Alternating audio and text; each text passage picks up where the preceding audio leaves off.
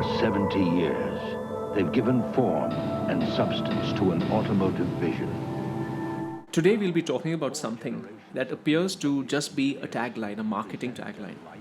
But when you look at it closer, you realize that it represents the soul of a company, the soul of what being human is, and has actually influenced a lot of things in more ways than you might expect. Let's get right into it.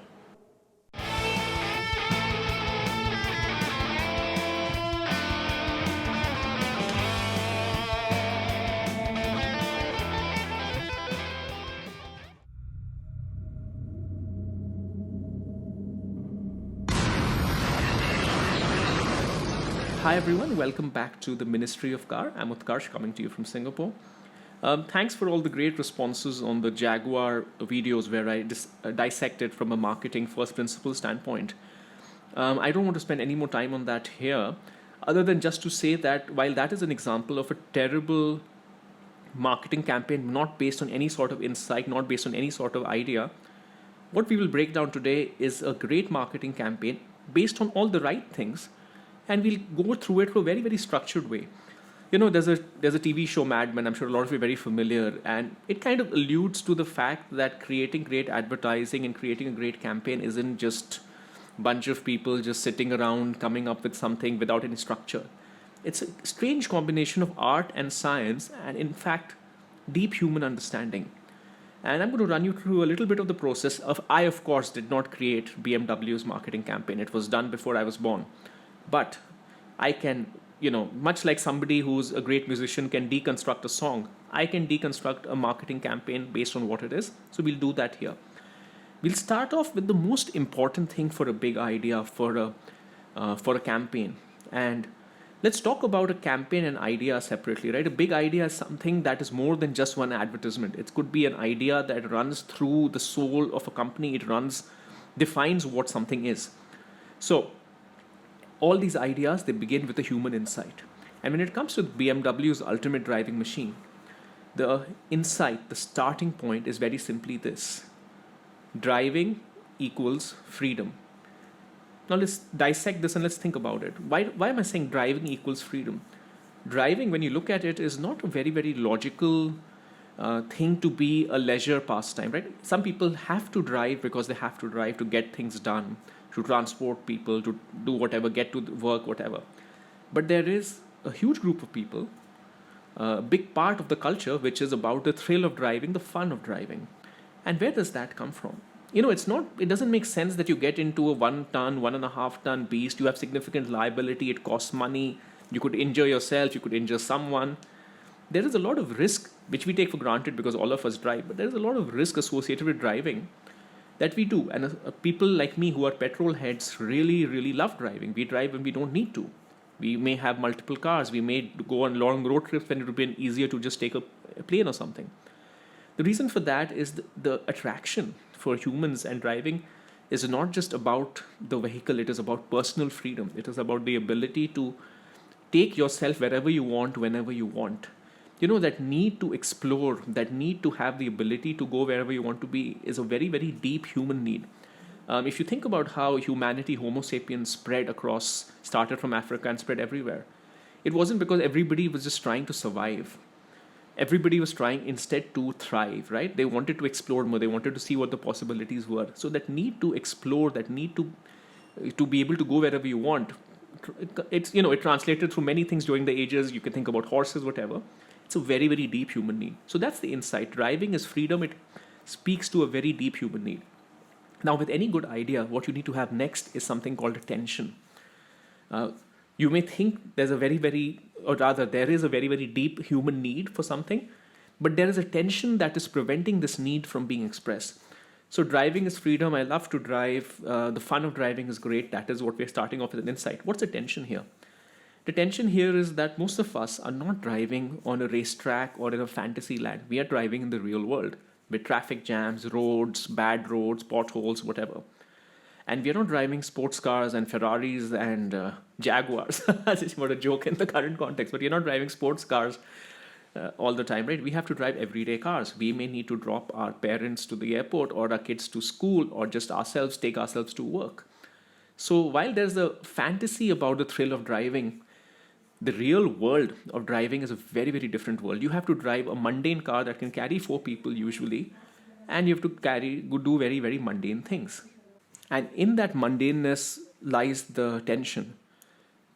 Driving is freedom. I enjoy driving, but the cars that I drive everyday cars, or the situations that I drive everyday situations, they simply aren't that fun to drive.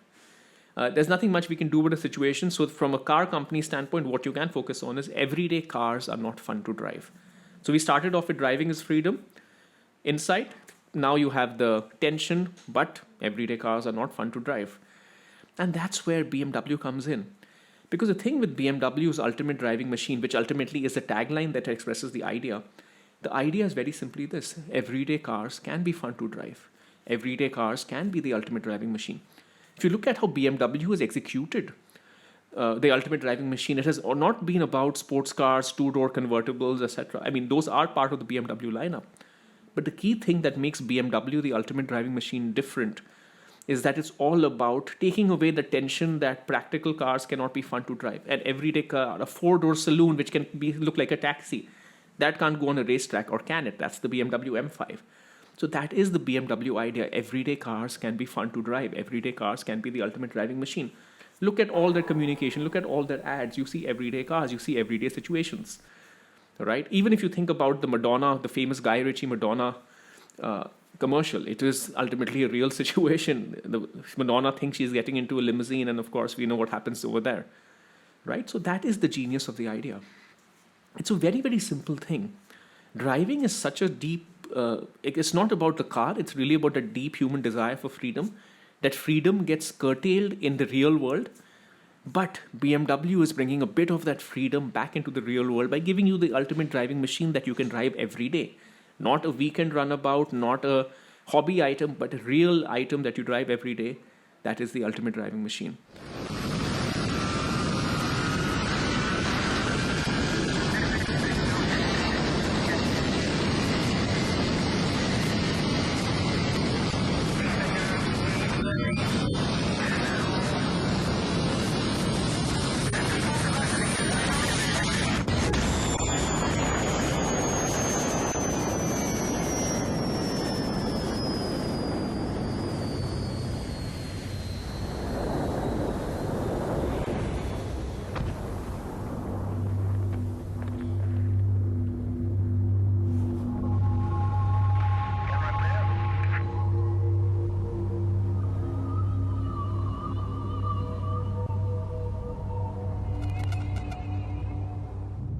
And there's a reason why I say that this idea is more powerful than you may think at first glance. One is, of course, the idea has, just stayed on. It came out, I think, in the early 80s for the first time, or was it the 70s? I'm not entirely sure. I'm not a BMW historian. But that idea has pervaded, even though whatever BMW keeps coming up with new taglines, Joy is BMW, whatever else it might be. To most people, BMW is the ultimate driving machine. So when an idea has that kind of staying power, you know it's good. Second thing, think about how that has informed product. It's very important to know that marketing and product go hand in hand. You cannot put lipstick on a pig. The marketing has to be, truthful to what the product is. And when you think of BMWs, all the way from the 5 Series and the 3 Series of the 80s, the E30, what is the correct generation of thinking of the 5 Series, the first M5, E28. Even the normal E28 would be more fun to drive than the equivalent S-Class, or whatever was the right Bruno Sacco Mercedes at the time. My apologies, I'm not that great with Mercedes model model designations. More familiar with BMW. Point is, BMWs have always been more better to drive for the equivalent versus the equivalent Mercedes or the equivalent Audi. It informs the product, and not just that. One is how it informs the product. Even my now G12 7 Series, a massive limousine, right, 5.3 meters long. It is shockingly good to drive. I know the steering feel is not as heavy as I'd like. I was used to the generations of F30 3 Series and the whatever is the BMW 6 Series Grand Coupe. I was used to those cars, so the steering feels light. But the car, for the size and what it is incredible to drive. It is just mind-blowing, given a 5.3 meter long limousine. So The product is informing, sorry, the philosophy, the tagline, the idea of ultimate driving machine continues to inform BMWs. Maybe not anymore since the electrification, but it certainly did for a very long time. I have a lot of things to say on BMW's recent means. I don't entirely blame them. I blame the environment, but we'll talk about that in a separate thing. There's a bigger impact of the ultimate driving machine. Think of BMW's biggest innovation of the last 20 years. It's not the twin turbo M cars, it's not rear wheel steer. The biggest innovation is actually a commercial innovation. It's M Sport. Have you realized something? What has happened the last 25 years is that cars have gotten much, much bigger wheels. They've gotten much, much sporty bumpers, even if they're not a sporty car. If you look at the E39 M5, that's remarkably subtle. If you look at the latest M5, that just looks like a bodybuilder, right? So, and even the normal 5 Series with the M Sport packages now have all of these swollen everything, right? It just looks like muscular.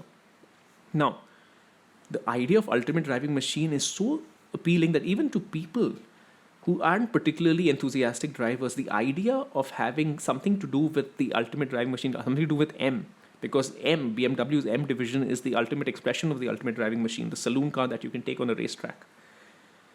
The idea of having M in your everyday 520D or your 530i or whatever else you might have, that is such a powerful idea. So it's not only people like me who love the thrill of driving. Normal people love to have an M Sport. They may just drive very, very moderately, but they would love to have an M Sport or the AMG line or the S line equivalent or Audi. So that idea is so appealing to people, even if they're not enthusiastic drivers, because the idea of M, the idea of the ultimate driving machine, is ultimately the idea of freedom. It is ultimately the idea of what makes the human condition what it is, what has led humanity to go from one village in Africa to all over the world.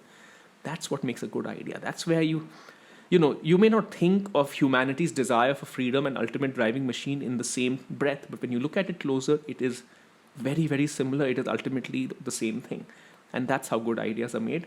And that's why I say that the ultimate driving machine is one of the best marketing campaigns, taglines, ideas, whatever you want to call it. It's one of the best, regardless of industry. And when you do stuff like what Jaguar is doing recently, it's just a shame because there is no thinking, there is no insight. It's just wallpaper, brightly colored wallpaper. All right, folks, I hope this was helpful.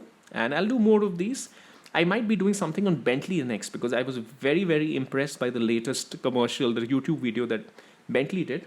And it's a good thing to contrast because Jaguar, Bentley, I know both British icons, different positionings. We all know it. We'll talk about that later. So I'll probably do a Bentley video on their campaign next. So that'll be coming up. All right, I'll see you next time.